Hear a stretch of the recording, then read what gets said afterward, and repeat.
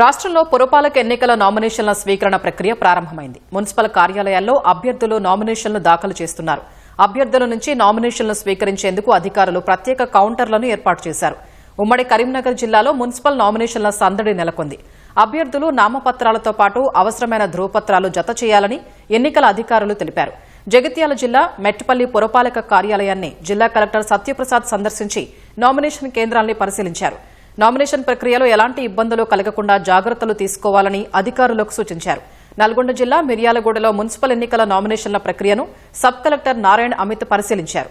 Nomination కేంద్రంలో చేసిన ఏర్పాట్లు హెల్ప్ డెస్క్ ను సందర్శించి ప్రక్రియ సజావుగా నిర్వహించాలని రిటర్నింగ్ అధికారుల్ని ఆదేశించారు. నారాయణపేట జిల్లాలో నామినేషన్ల స్వీకరణ కేంద్రాన్ని కలెక్టర్ పరిశీలించి అధికారులకు సూచనలు చేశారు. ఈ నెల 30 వరకు నామినేషన్ల స్వీకరణ ప్రక్రియ కొనసాగనుంది. 31న అభ్యర్థుల నామినేషన్లను అధికారులు పరిశీలించనున్నారు. ఫిబ్రవరి 3న నామినేషన్ల ఉపసంహరణకు గడువు నిర్దేశించారు. నామినేషన్లకు తక్కువగా సమయం ఉండడంతో ప్రధాన పార్టీల ఆశావాహులు టికెట్ కోసం ప్రయత్నాలు ముమ్మరం చేస్తున్నారు.